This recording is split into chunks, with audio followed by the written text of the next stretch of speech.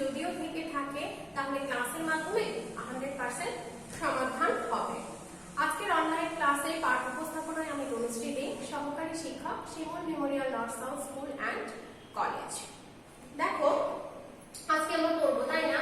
পড়বো কি কি কেন কিভাবে, তার মানে কি কোন কাজগুলো হয়, কেন হয়, কিভাবে হয়, এই প্রশ্নটা আমাদের মাথায় চলে আসছে। কি কোন প্রশ্নগুলো আসবে? আমরা বিভিন্ন রোগে আক্রান্ত হই, তাই তো? এখানে বিভিন্ন রোগের ছবি দেওয়া আছে।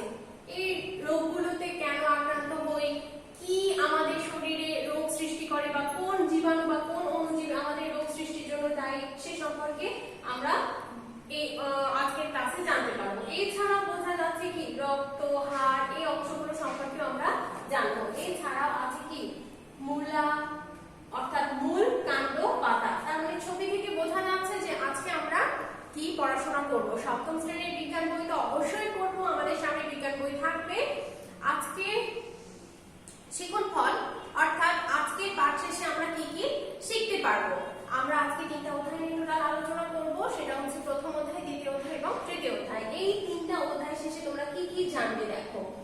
বিভিন্ন ধরনের অণুজীব সম্পর্কে ব্যাখ্যা করতে পারবে, বিভিন্ন ধরনের অণুজীব সম্পর্কে ব্যাখ্যা করতে পারবে, স্বাস্থ্য ঝুঁকিতে অণুজীবের ভূমিকা বর্ণনা করতে পারবে, স্বাস্থ্য ঝুঁকিতে অণুজীবের ভূমিকা বর্ণনা করতে পারবে, উদ্ভিদ ও প্রাণী কোষের তুলনা করতে পারবে, উদ্ভিদ ও প্রাণী টিস্যুর বর্ণনা করতে পারবে, রূপান্তরিত মূল, কাণ্ড ও পাতার গুরুত্ব বর্ণনা করতে পারবে। অর্থাৎ এই প্রথম অধ্যায়ে আমরা আলোচনা করেছিলাম বিভিন্ন ধরনের অণুজীব সম্পর্কে। অণুজীব কি, অণুজীব কর্তৃক সৃষ্ট রোগগুলো কি কি, অণুজীব কিভাবে রোগ সৃষ্টি করে, কোন অণুজীব এককোষী বা বহুকোষী, এগুলো সম্পর্কে জানবো।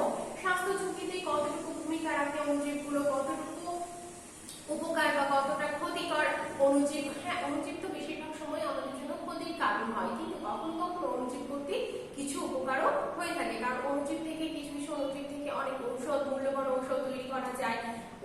দ্বিতীয় অধ্যায়ে চলে যায়। দ্বিতীয় অধ্যায়ে কি ছিল? উদ্ভিদ ও প্রাণী কোষের সংগঠন। সেই অধ্যায়ে উদ্ভিদ ও প্রাণী কোষের মধ্যে তুলনা করতে পারবে, উদ্ভিদ টিস্যু এবং প্রাণী টিস্যুর বর্ণনা করতে পারবে। এবং তৃতীয় অধ্যায়ে ছিল মূল, কাণ্ড ও পাতা সম্পর্কে বিস্তারিত আলোচনা। এই আলোচনাগুলো থেকে মূল, কাণ্ড, পাতা সম্পর্কে জানবো এবং মূল, কাণ্ড ও পাতার গুরুত্ব যেগুলো আছে সেগুলো জানতে পারবো। এখন আমরা আলোচ্য বিষয়ে চলে যাই।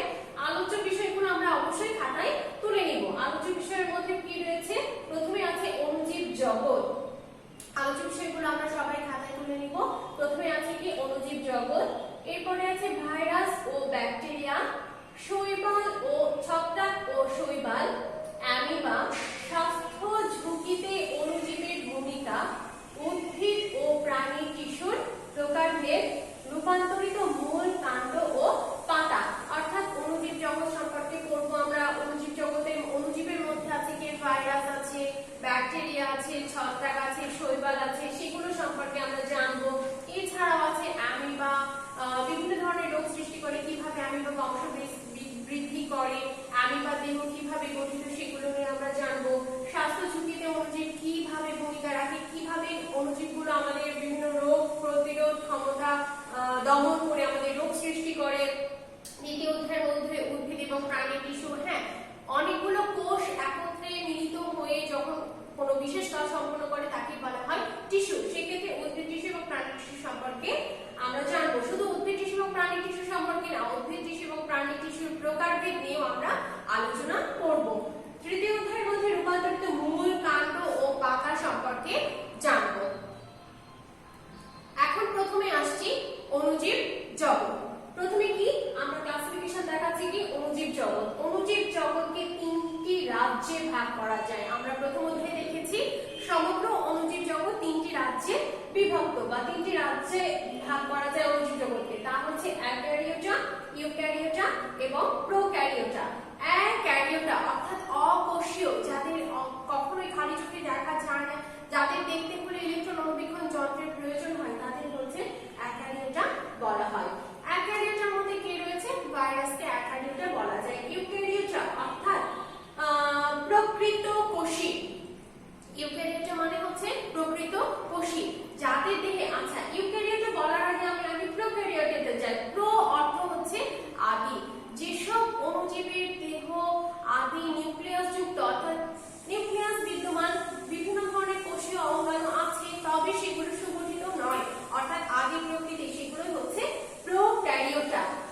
ইউক্যারিওটা মানে কি? ইউক্যারিওটা অর্থাৎ ইউক্যারিওটা অর্থ হচ্ছে প্রকৃত কোষী, অর্থাৎ যেসব অণুজীবের দেহে সুসংগঠিত নিউক্লিয়াস আছে, এছাড়া বিভিন্ন ধরনের কোষীয় অঙ্গাণুগুলো বিদ্যমান রয়েছে এবং সেই কোষীয় অঙ্গাণুগুলো নিজেদের কাজ সম্পূর্ণভাবে পুঙ্খানুপুঙ্খভাবে করে থাকে, তারাই হচ্ছে ইউক্যারিওটা প্রকৃতির। তাহলে সমগ্র অণুজীব জগৎকে তিনটি রাজ্যে ভাগ করা যায়, অ্যাকারিওটা, প্রোক্যারিওটা এবং ইউক্যারিওটা। এখন অণুজীব জগতের মধ্যে আমরা আলোচনা করছি কি নিয়ে? ভাইরাস নিয়ে। ভাইরাসের চিহ্নিত চিত্র তোমাদের তুলে ধরা আছে। ভাইরাস কি? যেসব জীবদেহে কোষ প্রাচীর, প্লাজমা ও সুগঠিত নিউক্লিয়াস নেই এবং ইলেকট্রন অণুবীক্ষণ যন্ত্র ছাড়া যাদের দেখা যায় না তাদেরই ভাইরাস বলে। আমি আগেই বলেছি অ্যাকারিওটা রাজ্যের অন্তর্ভুক্ত জীব হচ্ছে, অন্তর্ভুক্ত অণুজীব হলো ভাইরাস। তাহলে সেক্ষেত্রে ভাইরাসের দেহ কি নিয়ে গঠিত? নয়, ভাইরাসের দেহে কি কি নেই? কোষ প্রাচীর নেই, প্লাজমা নেই, সুগঠিত নিউক্লিয়াস নেই।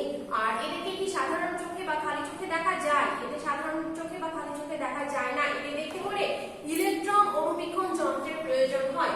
আমরা ভাইরাসের চিহ্নিত চিত্র দেখতে পাচ্ছি। ভাইরাসের দেহ শুধুমাত্র প্রোটিন ও নিউক্লিক অ্যাসিড সমন্বয়ে গঠিত। এরপরে চলে আসি কি? ব্যাকটেরিয়া। ব্যাকটেরিয়া কেমন? প্রোক্যারিওটা।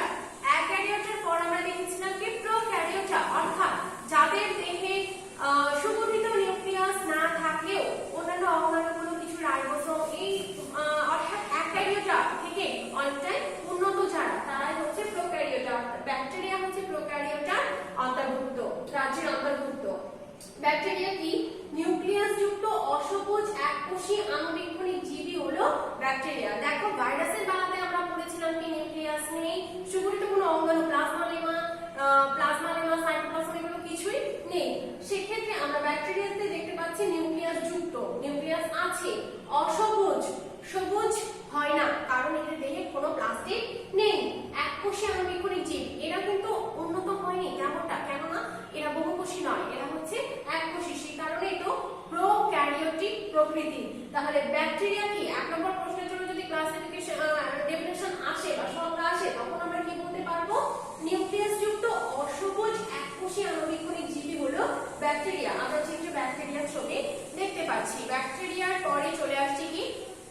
শৈবালে। আমরা কি পড়েছিলাম? রাজ্য 3 অর্থাৎ 3 নম্বর রাজ্য পড়েছিলাম ইউক্যারিওটা, প্রকৃত কোষী।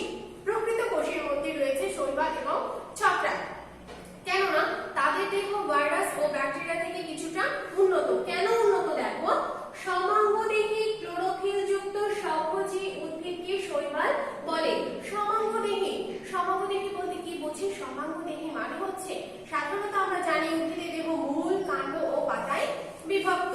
মূল, কাণ্ড, পাতা, ফুল, ফল এগুলো অংশে ভাগ করা যায়। সমাঙ্গদেহী মানে হচ্ছে যেসব উদ্ভিদের দেহ মূল, কাণ্ড বা পাতায় বিভেদ করা যায় না, অর্থাৎ ভাগ করা যায় না, সমগ্র দেহ থালাস প্রকৃতির, কোনো নির্দিষ্ট আকৃতি নেই, তারাই হচ্ছে সমাঙ্গদেহী। ক্লোরোফিল যুক্ত মানে কি? এখানে নিশ্চয়ই প্লাস্টিক আছে, যার কারণে এরা ক্লোরোফিল যুক্ত হয়ে থাকে। স্বভোজী মানে কি? ক্লোরোফিল যেখানে থাকবে তারা অবশ্যই নিজের খাদ্য নিজে তৈরি করতে পারবে, সেক্ষেত্রে আমরা বলতে পারি স্বভোজী। তাহলে এর সংজ্ঞার মধ্যে আমরা কি কি পেয়ে যাচ্ছি? সমাঙ্গদেহী ক্লোরোফিল যুক্ত স্বভোজী উদ্ভিদকে শৈবাল বলা হয়। শৈবাল প্রত্যেক জিনিসের উপকারী এবং অপকারী দিক আছে। ভাইরাসের যেমন উপকারী অপকারী দিক আছে, ব্যাকটেরিয়ারও উপকারী অপকারী দিক আছে। তোমরা প্রথম অ্যাসাইনমেন্টে ব্যাকটেরিয়ার গুরুত্ব পড়ে নিয়েছো, ভাইরাসের ব্যাকটেরিয়ার গুরুত্ব উল্লেখ করেছো, ভাইরাসের উদ্ভিদে কি কি রোগ সৃষ্টি করে তাও কিন্তু প্রথম অ্যাসাইনমেন্টে তোমরা সুন্দরভাবে উপস্থাপন করেছো। এখন দেখো, মৎস্য চাষে শৈবাল ব্যবহৃত হয়। শৈবালের উপকারী দিক হিসেবে কি রয়েছে? মৎস্য চাষে শৈবাল ব্যবহৃত হয়। এছাড়াও আইসক্রিম তৈরিতেও শৈবাল ব্যবহৃত হয়। এরপরে চলে আসছি ছত্রাক। ছত্রাক কি? প্রোক্যারিওটা, ইউক্যারিওটা নাকি অ্যাকারিওটা? বুঝতে পারছো তোমরা পারবে। ছত্রাক হলো, আমরা ধীরে ধীরে অনুন্নত থেকে উন্নত দিকে এগোচ্ছি, কাজে কাজে ছত্রাক অবশ্যই কি হবে? ছত্রাক অবশ্যই ইউক্যারিওটা প্রকৃতির। আমি চিত্র তুলে ধরেছি ছত্রাকে। সমাঙ্গদেহী ক্লোরোফিলবিহীন অসভ্য উদ্ভিদই হলো ছত্রাক। এরা জৈব পদার্থপূর্ণ মাটি বা মৃত জীবদেহে জন্মায়। ছত্রাক নিজে খাদ্য তৈরি করতে পারে না। ছত্রাকের থেকে শৈবাল একটু হলেও উন্নত, কেননা এখানে সালোক সংশ্লেষণ হয়, কিন্তু ছত্রাকের থেকে সালোক সংশ্লেষণ হয় না। এরপরে চলে আসছি অ্যামিবা। অ্যামিবা কি? চিত্রে অ্যামিবা দেখা যাচ্ছে। প্রোটিন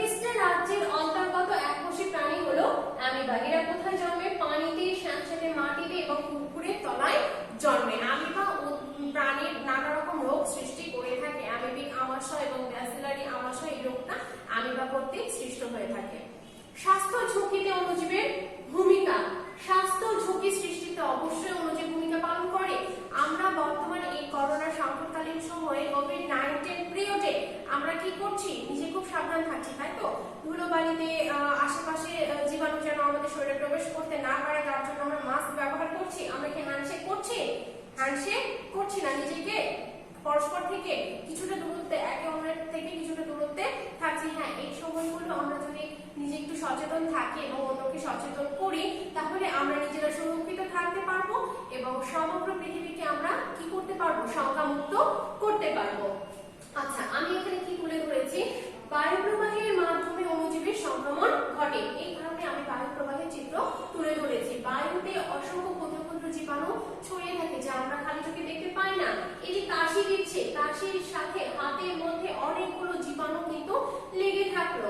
এই হাত দিয়ে যখন হ্যান্ডশেক করা হয় অন্যের সাথে তখন সেই জীবাণুগুলো তা অন্য আরেকজনের দেহে প্রতিস্থাপিত হতে পারে। তখন তার এই জীবাণু দ্বারা সে রোগাক্রান্ত হতে পারে। তাহলে স্বাস্থ্য ঝুঁকিতে অণুজীবকে কতটা ভূমিকা পালন করছে বুঝতে পারছি আমরা।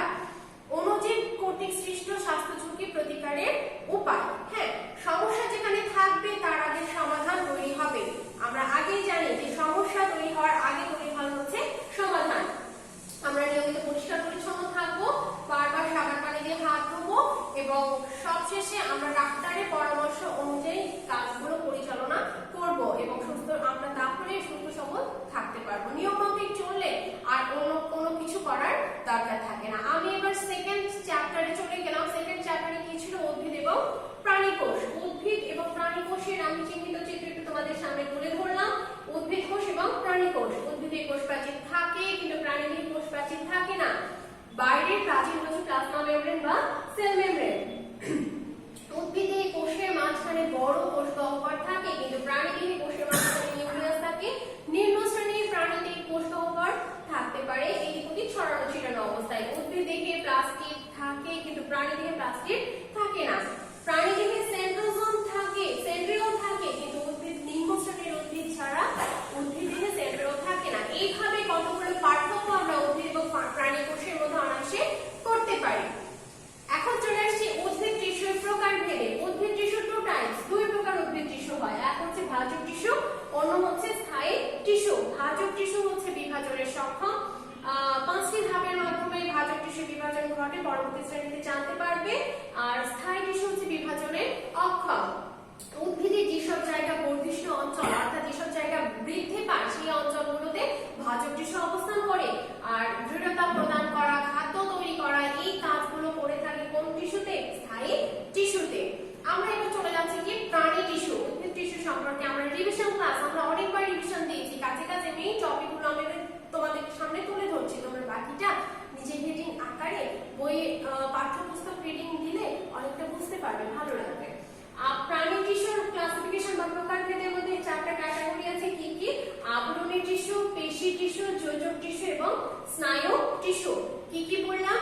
আবরণী টিস্যু, পেশি টিস্যু, যোজক টিস্যু এবং স্নায়ু টিস্যু। আবরণী টিস্যু মানে কি? আমাদের শুধুমাত্র ত্বক আবরণী টিস্যু? অবশ্যই না। আমাদের শরীরের বাহ্যিক এবং অভ্যন্তরীণ যে অঙ্গ সমূহ রয়েছে, আমার কথাটা মনোযোগ দিয়ে শোনো, এখানে একটু বোঝার ব্যাপার আছে। শুধুমাত্র ত্বক না, ত্বক ছাড়াও যে কোনো জিনিসের আমাদের শরীরের যে কোনো অঙ্গ প্রত্যঙ্গের বাইরের আবরণটাই হচ্ছে আবরণী টিস্যু। এখানে শরীরের ত্বক বোঝা যাচ্ছে, আবরণটা যেটা আছে সেগুলো হচ্ছে আবরণী টিস্যু। এছাড়াও পাকস্থলী, মুখছিদ্র, মুখবিবর বা লিভার যে কোনো অংশ শারীরিক যে ভিতরের অংশগুলো রয়েছে প্রত্যেকেরই বাইরের আবরণ তৈরি হয়েছে কি দিয়ে? এপিথেলিয়াল সেল বা আবরণী টিস্যু দিয়ে। এখন যাই পেশি টিস্যু। দেখতে পেলাম পেশি টিস্যু কি? আমাদের শরীরে যে মাংস পেশিগুলো রয়েছে সেই পেশিগুলো হচ্ছে পেশি টিস্যু। এর মধ্যে কথা আছে, পেশি টিস্যুর মধ্যে একটু টাইপস লক্ষ্য করা যায়। এক হচ্ছে ঐচ্ছিক এবং অন্যটা হচ্ছে অনৈচ্ছিক। ঐচ্ছিক মানে কি? যেগুলো পেশি আমরা নিজের ইচ্ছা মতো নড়াচড়া করাতে পারি, সংকোচন প্রসারণ করাতে পারি, তাদেরকে বলা হয় ঐচ্ছিক পেশি। এবং যে পেশিগুলো আমরা ইচ্ছা মতো নড়াচড়া করাতে পারি না, যেমন হৃদপেশি বা পাকস্থলীর পেশি, এগুলো হচ্ছে অনৈচ্ছিক প্রকৃতির পেশি। তাহলে ঐচ্ছিক পেশি এবং অনৈচ্ছিক পেশি বলতে কি বুঝবো? উদাহরণ সমেত ব্যাখ্যা করো, আমরা পারবো। এরপরে 3 নম্বরে ছিল কি যোজক টিস্যু। যোজক মানে কি? কমিউনিকেশন অর্থাৎ যোগাযোগ রক্ষা করা। আমাদের শরীরের বিভিন্ন অভ্যন্তরীণ যোগাযোগ রক্ষা করে যে টিস্যুগুলো বা যে কলাগুলো সেগুলো হচ্ছে যোজক টিস্যু। আমরা এখানে ছবিতে দেখতে পাচ্ছি কি রক্ত, এখানে দেখতে পাচ্ছি কি কঙ্কাল দেখা যাচ্ছে, তাই না? আচ্ছা, এই যে রক্ত বা কঙ্কাল, হাড় এগুলো হচ্ছে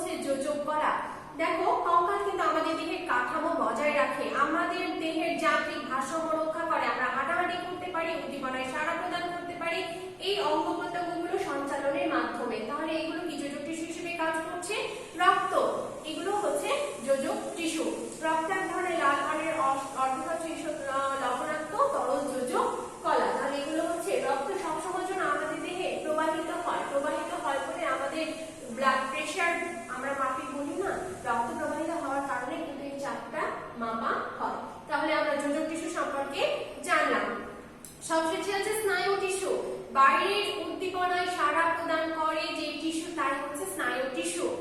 প্রাণীদেহে স্নায়ু টিস্যু বা স্নায়ু কোষের একক কি? প্রাণীদেহে স্নায়ু টিস্যু বা স্নায়ু কোষের একক হচ্ছে নিউরন। নিউরন একটি নিউরন অন্য আরেকটি নিউরনের সাথে যুক্ত হয়ে বাইরের পরিবেশের উদ্দীপনা পরিবহন করে এবং উদ্দীপনার প্রেক্ষিতে মানুষকে বা জীবকে সাড়া প্রদান করতে সহায়তা করে।